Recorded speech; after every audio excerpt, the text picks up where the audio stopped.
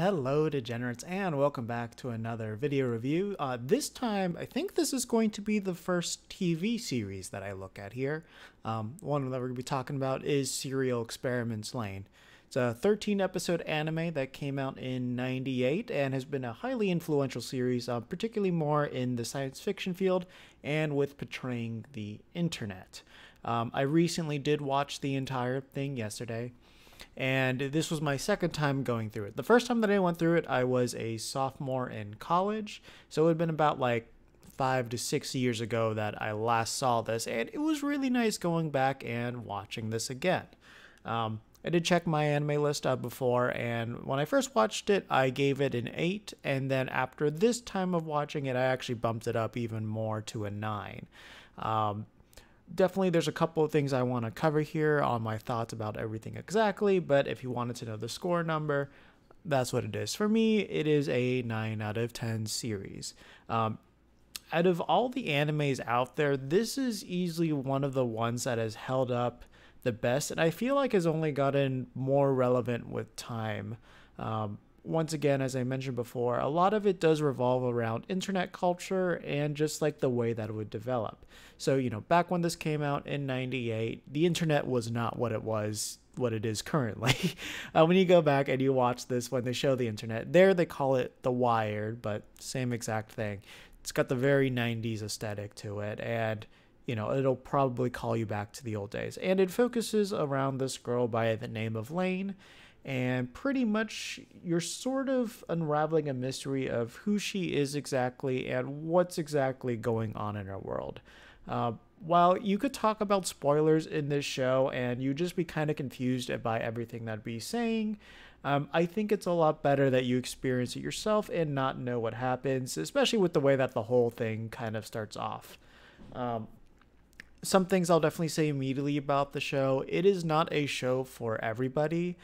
Just by the overall style and pacing of it, it's a very, very slow moving show with like a lot of emphasis on like pauses. But the entire thing is really interesting to look at, and all the dialogue that they have is very, very interesting as well. And they do touch upon like a lot of, I would definitely say, more heavy subjects with it as well. Definitely you'll have like themes of just like, suicide's partially one of them. Dissociative identity disorder is definitely a big part of this. And just kind of how the internet itself would just impact all aspects of our everyday lives. But I would say the main focus of this is going to be more on the social aspects of life rather than like the industry, governmental, and things like that. But it does lightly touch upon those things. Obviously, since this is an animated show, particularly an anime, first thing we'll talk about is the visuals. Visually, this is still an extremely stunning experience. When you're going through this, it does very much feel like you're going on like a really, really heavy, just like hallucinogenic trip. Like all the visuals just kind of emphasize like this like fogginess, just like a lot of like weird distortion with like filters, the way like shadows are colored and all that stuff. It's very reminiscent of like old PC '98 games, but obviously it's not pixelated and whatnot. And it just like adds to the overall experience just immensely. The other thing that really backs up the visuals is the audio that I have in it. With the visuals and the audio, just on certain cues of what's going on, they will tell you where you are exactly in this world. And it's one of those things that you're not going to immediately pick up on your first viewing, and sometimes you may not realize it until a couple of episodes in.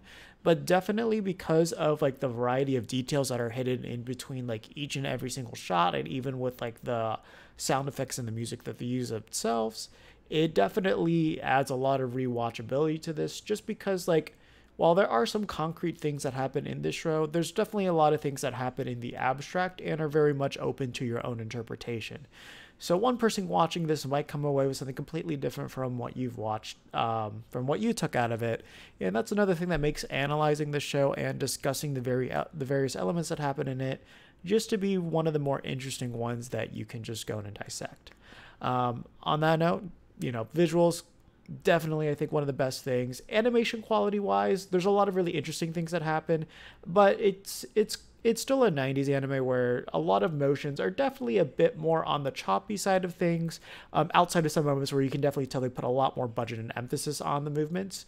But you do get a lot more about how the compositions are made, how the color balances are made, and just like the overall stylistic choices more than I would say the fluidity of the animation itself. But that's not something that was really necessary for it. And when they do need to like make fluidity like a big emphasis of it, they really do make sure to go all out with that and make sure it looks as good as it possibly can. The next point we'll talk about is the music. So obviously sound effects, as I mentioned, a lot of really interesting choices there that really further add you into like kind of the disorientation of the entire show itself. But like the soundtrack itself is phenomenal. The opening that they have, which is Duvet by Boa, is really, really good. Like the opening, I do feel like is a very necessary part of watching the show. And like every single time you watch that opening, it kind of grounds you in everything that's going on. Kind of in mild spoiler territory, the opening itself actually just kind of shows you the entire events of what is going to happen in this series, and you'll pick up more along the way as you're watching more of the show, and you'll be able to connect the dots more of what's going on in the opening with what's happening inside the show itself, and you can kind of figure out what aspect is going on and where you are in that story. So like that's very cleverly done. They have like this really nice just like kind of like rock aesthetic to everything that happens, and then just like a lot of like noise as well that just kind of interweaves itself like with just everything that's going on too. Like there really isn't another show that presents itself the way that Lain does, and that's definitely something that it deserves all the props for. Their sound department's absolutely wonderful in that respect. Next thing we'll talk about is the characters themselves.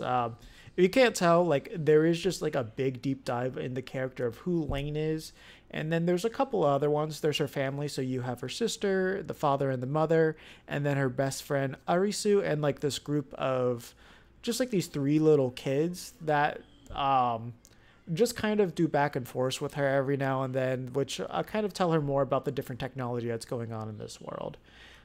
Definitely you can do a lot of interpretations of who these characters are exactly and what their exact end goals are, as there's a couple of them in particular, like these guys that sit in a car and have these suits, aren't like explicitly explained to you, and especially with the way that everything ends, you kind of draw your own conclusions by the end of it. So overall, they do a really good job with that. They do a really good job with presenting, how everything unfolds. And I do feel like all the characters are written in a way where they fully get across the ideas that they want to get across, but without like holding your hand and telling you exactly what it is. If that's something that just doesn't sound like intriguing to you or anything like that, then this may not be exactly the show for you. It very much feels like you're going to a psychology class every single time you're going into it, except with a really cool experimental presentation to it. And I think that's kind of the best way that you can do it. In terms of like themes and all that stuff, and the reasons why I say it becomes more relevant is strictly how they predicted how internet culture would shape itself into what it is today, in particular the social aspects and just how these chat rooms would form and your egos and your personalities, how people would present themselves on the internet versus what they are in real life. And, is there really a difference between who you are on the internet versus who you are in real life? Those are the questions that Lain really seeks out to answer, and to maybe not answer, but just to kind of explore and show more of. And, if you have been heavily involved in like Discord servers, or if your own persona on Twitter, or interacting with people on Facebook versus knowing them in real life, I think there's going to be a lot of themes here that are going to hit you very heavily, and I do feel like, especially with our current generation, there's going to be a lot of things that you see in yourself while going through the show, and I do feel like there's just going to be a lot more that you're going to be able to take away with it just because you have grown up in the age of information. It's just everything that they have shown here is just been things that I do feel like everyone is going to see or experience at some point in your life. And I do think it's like if you do come back to the show like every 5 years or something like that, or like every year, I think there's just going to be a lot more you're going to take away from it every single time. And not to mention just pick up on new details that you didn't pick up on the first time. So with all of that being said, visually, stylistically, really well done. The way the characters portrayed, extremely well done. And just like the themes that it explores and the way that it presents them is just really interesting done. I really don't have much to complain about the show. And the only thing I can really say is it's not really an accessible show for everybody just to immediately go into. Like, this would not be the first anime I would recommend people to watch. That's for certain. But that's not really a negative. It's just that's just going to be a caveat that's always going to come with it whenever people are going to approach it. And because of that, I don't think it's a show that everybody's going to watch and enjoy themselves with.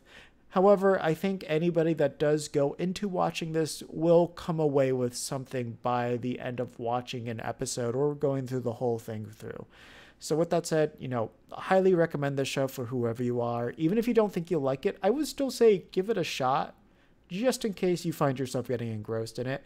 And, if a couple years down the line you didn't like it now, but you want to give it a shot again, it's definitely worth doing. I just feel like the more that you expose yourself to the internet, the more that you're going to come away with every single time that you go back to the show. And for me personally, that definitely was the case. Like, I used to not be too involved with social media and all that stuff until more after the first time that I saw the show. And I feel like after going through all my experiences that I've done with the Duck Hunt Discord, Twitter, even here on YouTube and stuff like that, I definitely felt like there was just a lot more I could take away from this show this time around. And that's definitely reflected in me moving up my score to a 9 out of 10.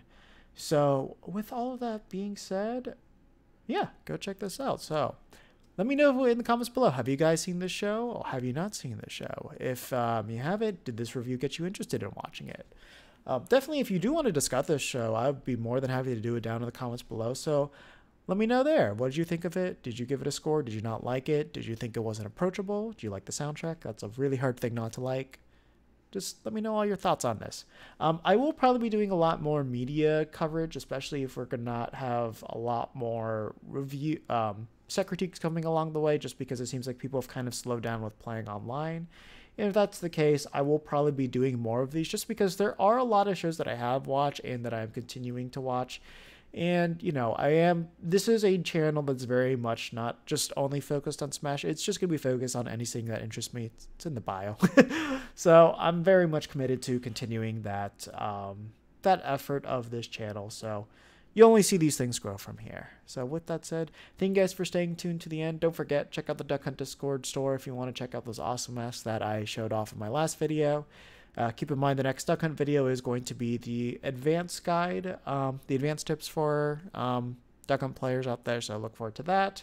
And don't forget, tomorrow is going to be the match critique stream as usual. So with that said, that's going to do it for me here, and take care of yourselves until the next one.